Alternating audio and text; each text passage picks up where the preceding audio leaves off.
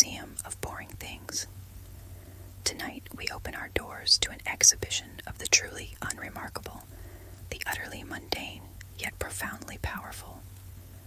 We begin with a whisper, a gentle clink of metal, with an ode to the humble key. Consider for a moment the key, not the gleaming, complex machinery of a modern safe, nor the digital flutter of a virtual pass, but the quiet, unassuming piece of shaped metal that rests, perhaps, in your pocket, or lies patiently on a forgotten shelf. It is, in its very essence, an invitation and a denial. An invitation to enter, to reveal, to unlock. A denial to those without its specific, intricate knowledge. Its presence speaks of potential, of secrets held, of thresholds protected. It is a silent guardian of countless stories yet untold, and countless spaces yet unexplored. The key's lineage stretches back further than one might imagine, intertwined with the very dawn of human desire for security and privacy. Before the convenience of the modern key, our ancestors relied on brute force or intricate knots to secure their belongings and their homes. Imagine the earliest human, perhaps a cave dweller, seeking to protect their meager possessions from wild animals or envious neighbors. A heavy stone rolled across an entrance, a sturdy branch wedged into place. These were the rudimentary forebears of the lock and key. The primal need to delineate mine from not mine, to create a sanctuary, gave birth to the concept of restricted access. The true genesis of the key, as a distinct mechanism for unlocking, can be traced back thousands of years to ancient civilizations. The Egyptians, for instance, developed sophisticated wooden pin tumbler locks as early as 4000 BC. Imagine holding one of these ancient wooden keys in your hand. It wouldn't be the small metallic object we know today, but likely a large, cumbersome wooden implement, perhaps the size of a toothbrush or even larger, with a series of pegs or pins at its end.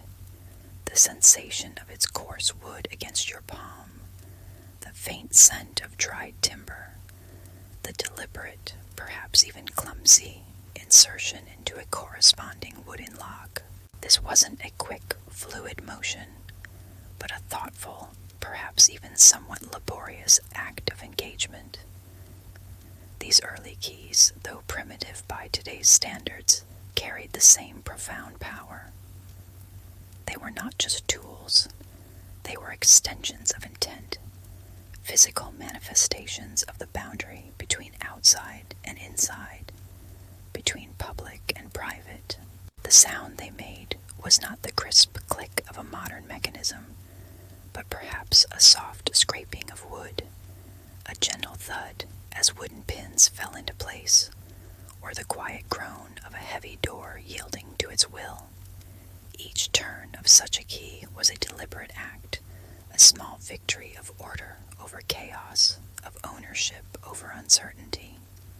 The Greeks and Romans later refined these designs, moving from wood to more durable, intricate metals like bronze and iron. Imagine the weight of an ancient Roman key in your hand, perhaps a large skeletal affair, with a series of teeth or wards designed to navigate a labyrinthine lock.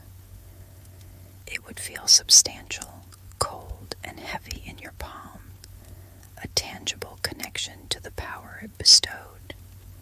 The metal, perhaps dulled by centuries of use, would tell a story of countless doors opened and closed, of lives lived behind the barriers it created. The tactile experience of such a key was not just about grip, but about the very essence of its material, the enduring strength of metal, the intricate craftsmanship that gave it purpose. As the centuries unfolded and civilizations grew more complex, so too did the art of keeping things secure. From the robustness of ancient keys, we transition to the medieval period, a time of castles and keeps, of burgeoning trade and valuable possessions. Here, the key took on new forms, adapting to increasingly sophisticated locks. Imagine the keys of this era, often much larger and heavier than their Roman predecessors, forged from iron, their shafts thicker, their bows, the handle part, often ornate, perhaps featuring quatrefoils, trefoils, or simple, elegant loops designed to be grasped firmly, even by a gloved hand. These were the keys to grand oak doors, perhaps reinforced with iron bands, doors that guarded not just homes, but entire fortresses, treasury vaults, or the private chambers of nobility. The weight of such a key in your hand would be considerable, a tangible manifestation of the responsibility it bestowed. Its cold iron would feel dense, substantial, promising an unyielding barrier to those without its specific authority. There's a certain gravitas to such an object, a silent declaration of power and protection. The intricate art of the locksmith began to flourish during this time, moving beyond simple mechanisms to create warded locks. These ingenious devices relied on a series of obstructions, or wards, inside the lock, which the key's blade had to navigate perfectly.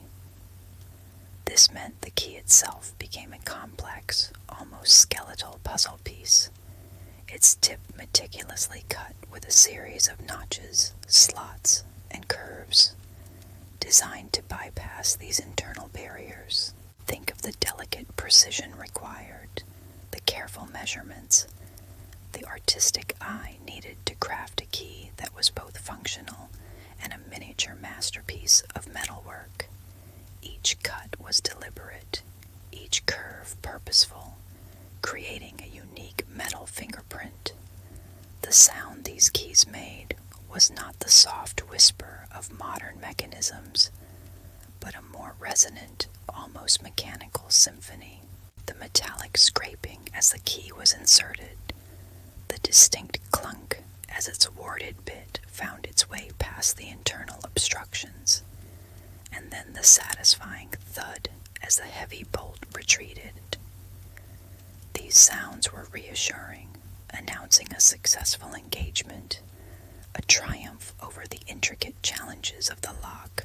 They were the sounds of security being maintained or gracefully relinquished, a steady rhythm in the daily lives of those who held them.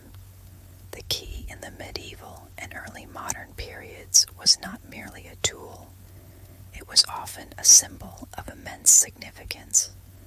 Keys to cities were presented to conquering heroes or visiting dignitaries, not for their practical use in opening gates, but as a profound gesture of trust, a symbolic handover of sovereignty.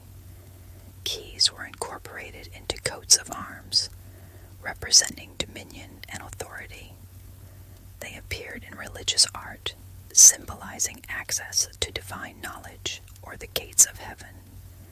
This humble object, through its function, transcended its material form to become a powerful emblem in the collective human consciousness. Imagine the master locksmith of a bustling medieval town, his hands calloused from hammering and filing, his eyes keen from scrutinizing intricate patterns.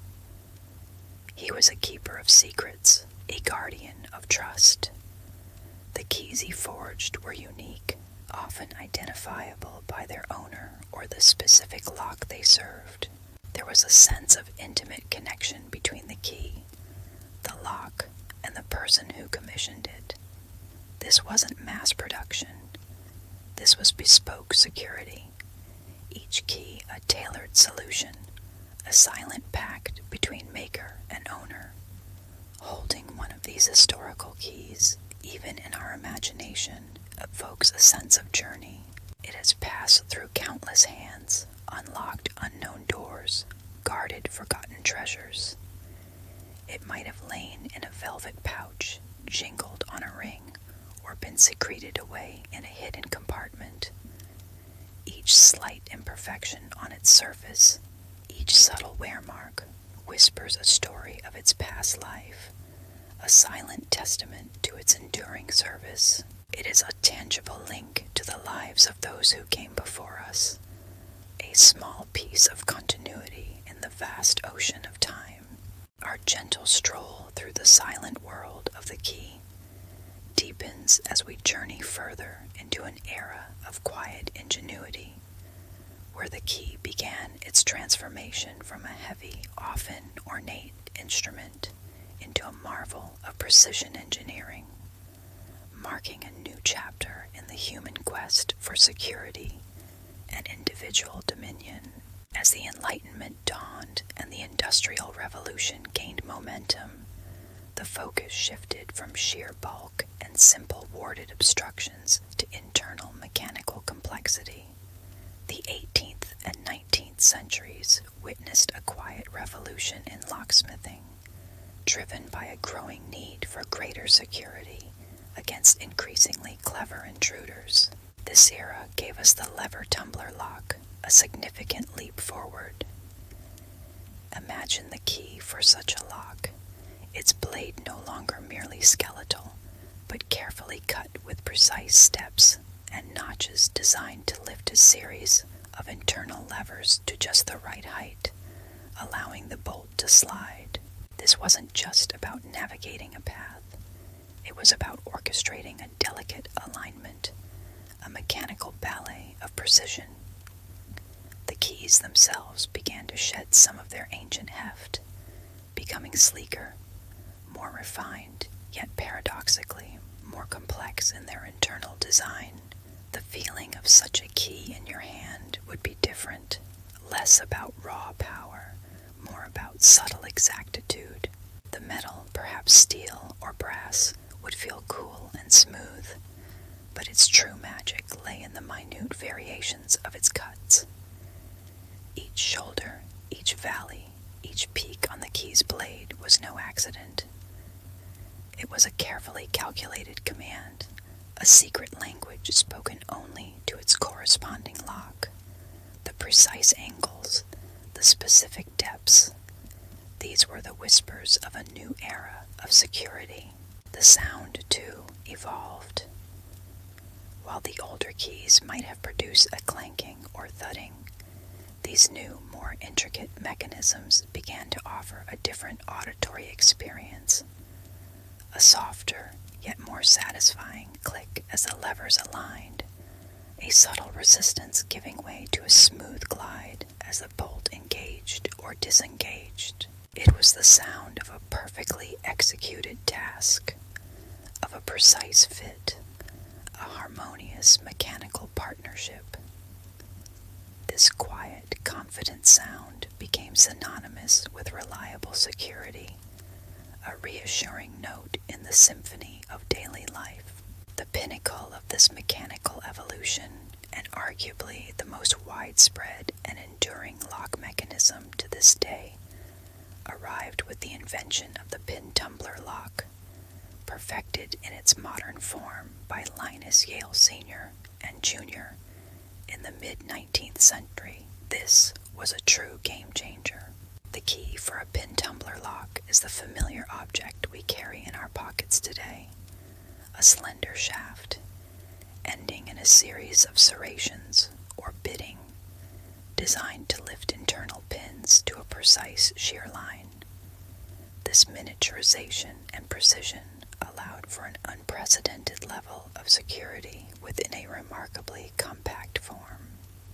Holding such a key, a common house key perhaps, you feel its understated elegance. It is lightweight, yet packed with complex information encoded in its unique profile. The cool, smooth surface of its bow, perhaps slightly worn from countless turns and the friction of a pocket. The finely milled edges of its blade, sharp enough to cut through the air, but designed only to engage the soft brass pins within its lock. This key represents a triumph of miniaturization, a testament to how profound security can be contained within such a small, unassuming object. The invention of these more sophisticated locks and keys marked a pivotal moment in the human understanding of privacy and individual space. As cities grew and populations became denser, the need for secure, private domains became paramount. No longer was a home merely a shelter. It became a personal sanctuary, a place where one could truly be oneself, protected from the outside world. The key became the ultimate symbol of this personal dominion, the physical representation of the right to exclude, to control one's own sphere. The key to one's home became more than just a tool for opening a door. It became a symbol of belonging, of ownership, of a safe harbor. The jingling sound of keys on a keyring became a familiar, comforting melody, a reminder of the various domains we inhabit and control. The very act of turning your own key in your own lock, stepping into your own space, carries a quiet, often unconscious, sense of peace and security. It is a daily ritual, mundane in its repetition, yet profound in its underlying significance. These precision keys also opened up new metaphorical avenues in language and thought. The idea of finding the key to a problem or unlocking a key insight became more prevalent, reflecting the triumph of methodical, precise solutions over brute force. The intricate cuts on a key became synonymous with the unique, specific solution required for a complex challenge. The key, in its elegant precision, became a symbol of unlocking understanding, of gaining access not just to physical spaces, but to knowledge and deeper truths. Our tranquil journey through the intricate world of the key continues its gentle unfolding. Having marveled at the quiet revolution brought by the precision of the lever tumbler and pin tumbler locks, transforming the key into a sophisticated instrument of security and enabling a new era of personal privacy, we now immerse ourselves fully in the ubiquitous presence of the modern key, the one that resides perhaps just inches from your hand, a constant companion in the quiet rhythm of daily life. Consider now the key as it exists today in its countless variations, a silent orchestrator of nearly every facet of our modern existence. It is no longer just the gatekeeper to a home or a castle vault. It is the humble piece of metal that breathes life into an automobile, igniting a journey with a turn and a hum. It grants access to a safe deposit box, a repository of tangible memories or vital documents. It secures a bicycle, a garden shed, a diary, or even a simple padlock on a forgotten locker. Its reach is pervasive, extending into almost every corner where access needs to be controlled, where something needs to be protected, or a function needs to be initiated. Feel the particular weight of the keys on your keyring. It is a familiar heft, perhaps a reassuring presence in your pocket or bag. The metal, cool against your fingertips, eventually warms with the heat of your body, becoming an extension of your own space. Listen to the distinct, gentle jingle they make as you move, a faint melody that speaks of your various domains, your responsibilities, the many portals you navigate throughout your day. Each key, in its unique cut and form, represents a different realm, a different responsibility, a different story waiting to be unlocked. The modern key, typically forged from brass, nickel silver, or steel, offers a specific tactile sensation. The smooth, cool surface of its bow, often adorned with a manufacturer's mark or a decorative pattern, fits comfortably between thumb and forefinger. The finely milled bitting, those precise peaks and valleys along its blade, feels sharp yet not abrasive, a testament to the exactitude of its purpose. When you insert it into its lock, there's a subtle resistance, a quiet negotiation as the bitting engages with the internal pins, and then the satisfying click as the pins align, followed by the smooth, almost effortless turn that signals passage.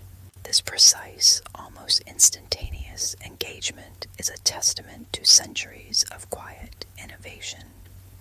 Think of the rituals surrounding your keys, the gentle fumble in your pocket or bag as you approach your front door at the end of a long day, the brief moment of anticipation before the familiar sound of the lock yielding, the rhythmic inserting and turning of a car key, a small act of initiation before a journey begins, the quiet click of a filing cabinet lock securing sensitive information with a simple twist. These are small, almost unconscious movements, repeated countless times, yet each one carries a whisper of purpose, a small moment of control in a world that often feels beyond our grasp. The key ring itself is a small, personal museum. Each key on it tells a story, represents a connection. The key to your home, a symbol of sanctuary and belonging. The car key, representing freedom of movement and independence. The office key, a link to your work and professional life. Perhaps an old key to a childhood home, kept for sentimental reasons, no longer functional but rich with memory. They are a collection of permissions, a tangible map of your accessible world. The slight wear on the key's bitting, the faint scratches on its bow. These are not imperfections, but rather the gentle etchings of your unique journey, silent witnesses to countless daily interactions. And what of the moments when the key falters? The frustration of a key that doesn't quite fit, a lock that stubbornly refuses to yield. The slight chill of panic when a key ring is misplaced, even for a moment, revealing the profound reliance we place on these humble objects. The sudden realization that a key has been lost, and with it, the easy access to a part of our world. These small disruptions highlight, with quiet irony, the immense, often invisible, role keys play in maintaining the smooth, predictable flow of our lives. They are rarely noticed until they are absent or cease to function, only then revealing their true, underlying importance. Our quiet journey through the profound universe of the key continues its gentle arc, having immersed ourselves in the everyday ubiquity of the modern key, feeling its familiar weight, listening to its subtle jingle, and acknowledging its constant presence in the rhythm of our lives. We now delve deeper, exploring the unseen emotional currents that flow through these humble objects, the whispers of meaning they carry beyond their mere function. Consider the key not just as a tool for access, but as a silent marker of life's significant milestones, a tangible symbol of independence, responsibility, and new beginnings. Think of the moment you first received the keys to your own home. That singular key perhaps felt different from all others. It wasn't just a piece of metal. It was a physical manifestation of a dream realized, a sanctuary claimed. The weight in your hand was not merely its material mass, but the added gravity of ownership, of a space entirely your own to shape and secure. It marked a transition, a passage from one phase of life into another, imbued with the quiet thrill of autonomy and the comforting embrace of a newfound haven. Similarly, the keys to a first car. The gentle clink as they land in your palm, a sudden rush of freedom, the open road stretching before you. It's not just a key that starts an engine. It's a key that unlocks adventure, independence, and the exhilaration of self-reliance.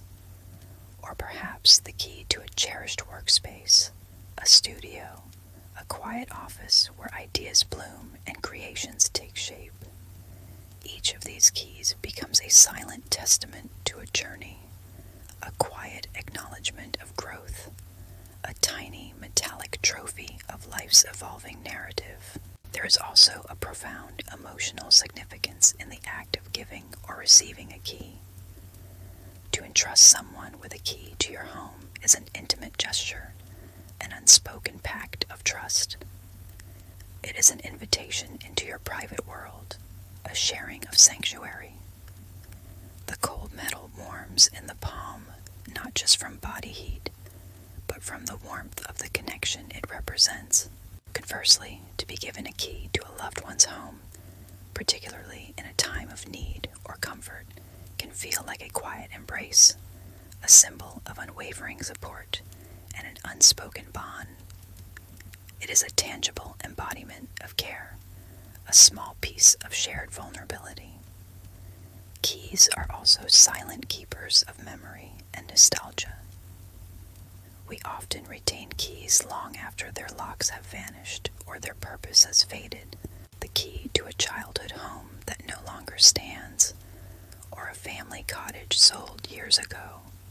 The tiny key to a forgotten diary from adolescence, its secrets likely long since absorbed by time. These keys are no longer functional in the literal sense, but they remain potent vessels of remembrance. Their worn surfaces, their familiar cuts, evoke a sensory echo of the past, the scent of a grandmother's kitchen, the sound of a porch swing, the quiet hum of a distant summer. They are tangible links to bygone eras, small metallic anchors in the vast sea of our personal history, carried not for access, but for sentiment. And then there are the keys that guard secrets, the ones that hold an almost mystical allure, the tiny, ornate key to a delicate jewelry box, its contents perhaps not of great monetary value, but rich in sentimental worth, the sturdy key to a hidden compartment, a place where private thoughts or cherished mementos are carefully tucked away.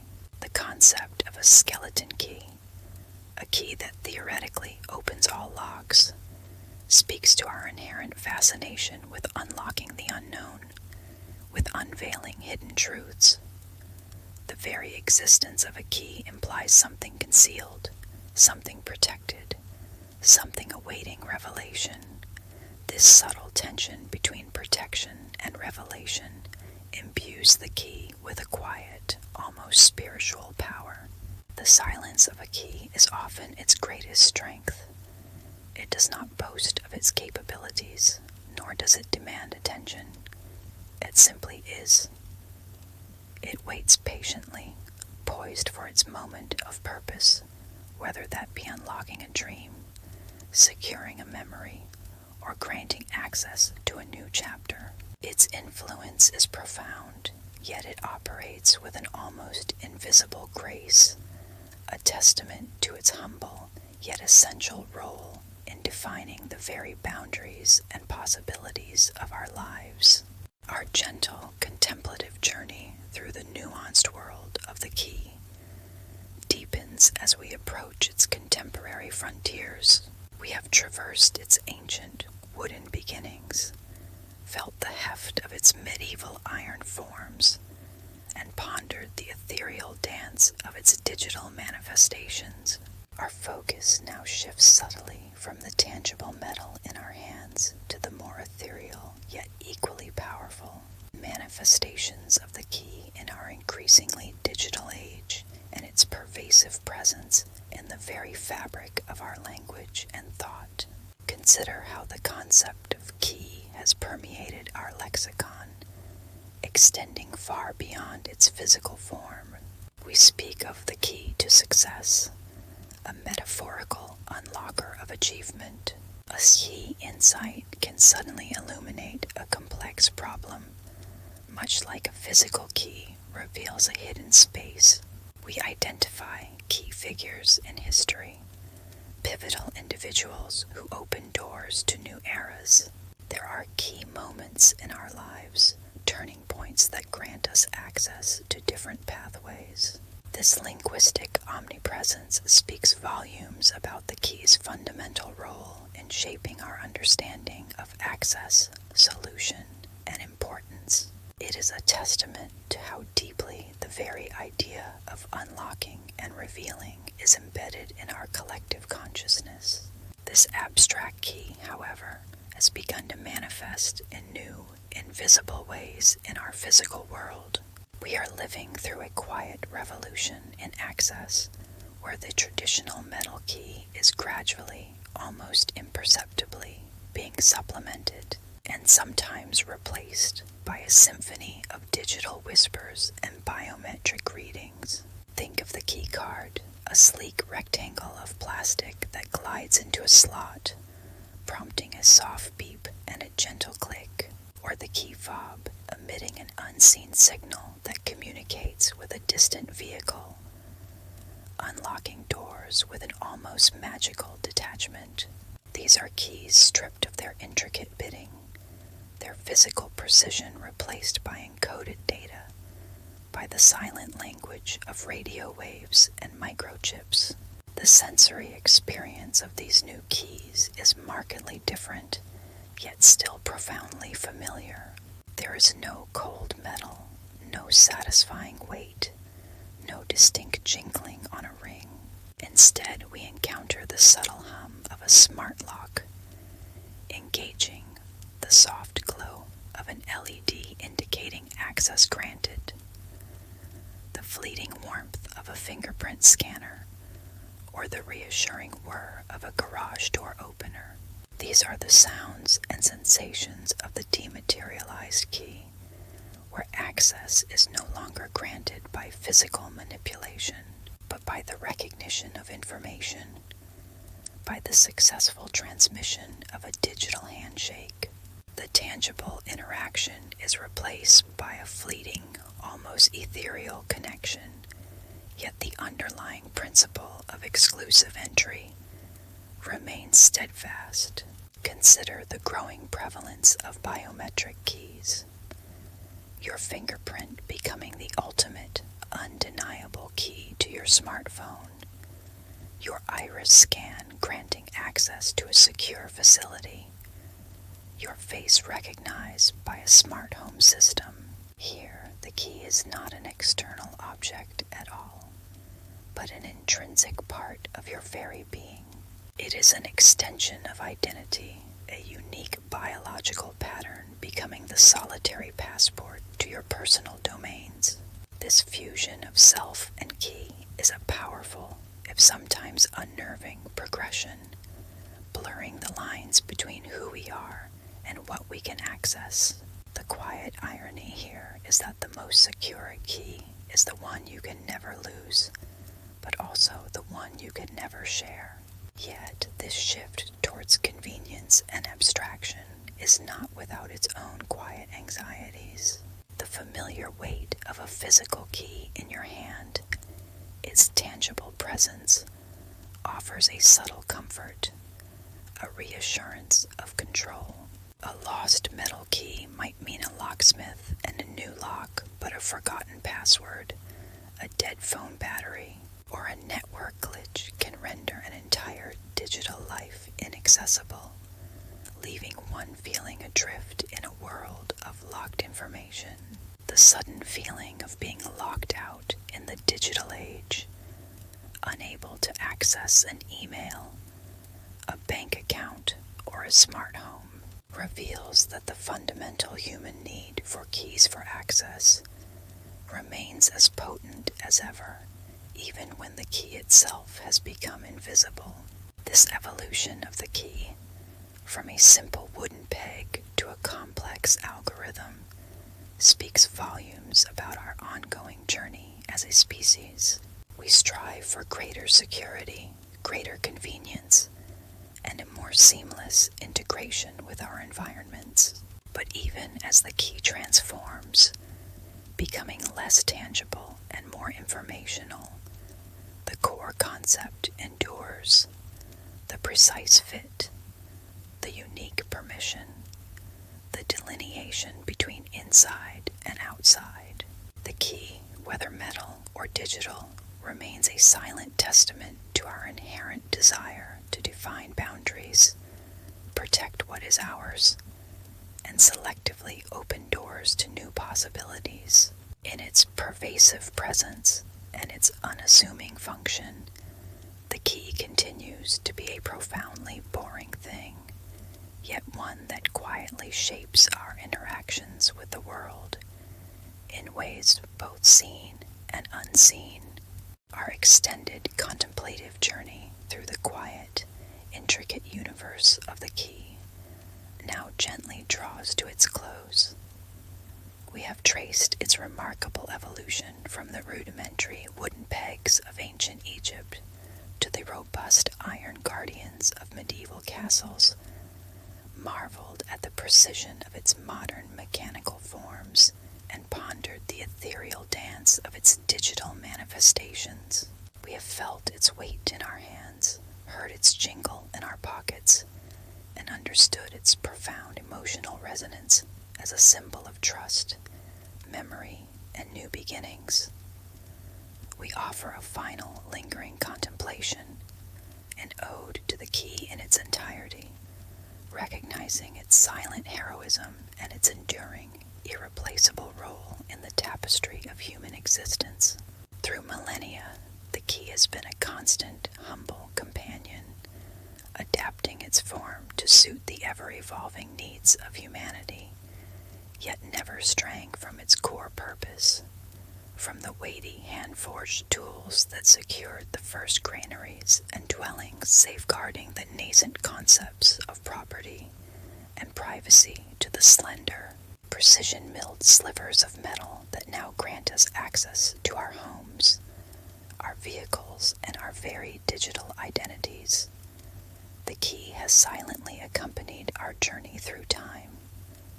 It has always been a physical embodiment of a fundamental human need, the desire for security, the yearning for a sanctuary, the quiet assertion of individual space within a vast, interconnected world. The key is, in its essence, a quiet hero. It operates without fanfare, without demanding recognition. Its moments of triumph, the smooth click of a lock yielding, the effortless glide of a bolt, are often taken for granted, absorbed into the seamless rhythm of daily routines. It does not boast of the secrets it guards, nor does it lament the countless times it is merely left idle, waiting patiently for its next moment of purpose. It simply is, ready to perform its essential function, a testament to efficiency and reliability. Its power lies not in its physical size, but in the intricate knowledge it holds, a unique code etched into its very being, understood only by its specific lock.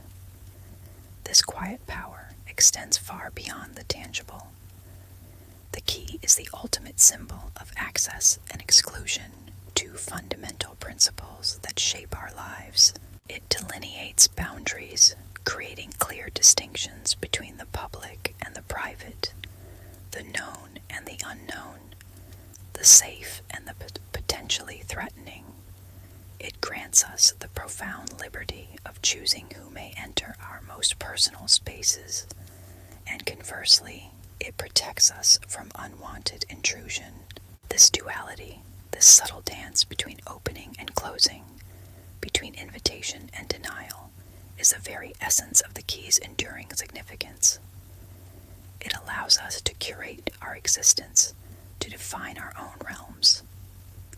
consider the key as a profound metaphor for life itself.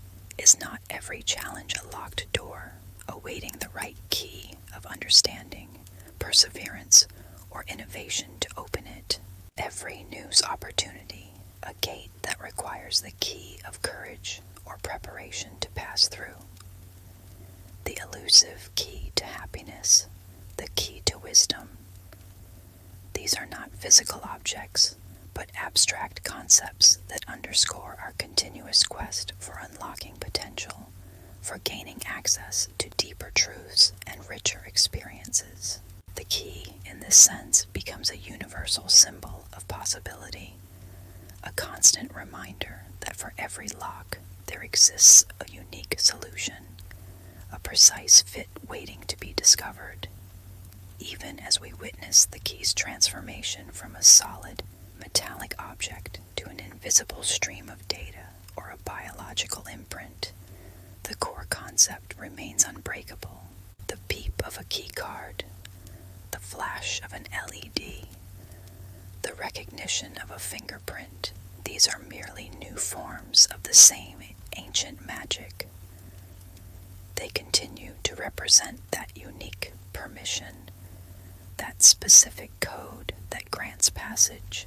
The feeling of being locked out, whether by a misplaced physical key or a forgotten password, reminds us of our unwavering reliance on this fundamental principle of controlled access, a quiet echo of our primal need for security and order. As we bring this quiet contemplation to a close, let us hold, for a final moment, the image of the key in our minds. Feel its imagined weight, trace its intricate contours, listen to its silent hum. It is a humble piece of metal, or perhaps a fleeting digital signal, yet it orchestrates the intricate ballet of our daily lives, defining our privacy, enabling our journeys, and safeguarding our most cherished possessions and memories. The key, in all its unassuming glory, truly is a boring thing, but it is precisely in its profound mundanity, its unwavering reliability, and its silent omnipresence that it reveals its enduring significance, unlocking the very essence of what it means to live in a world of boundaries and possibilities.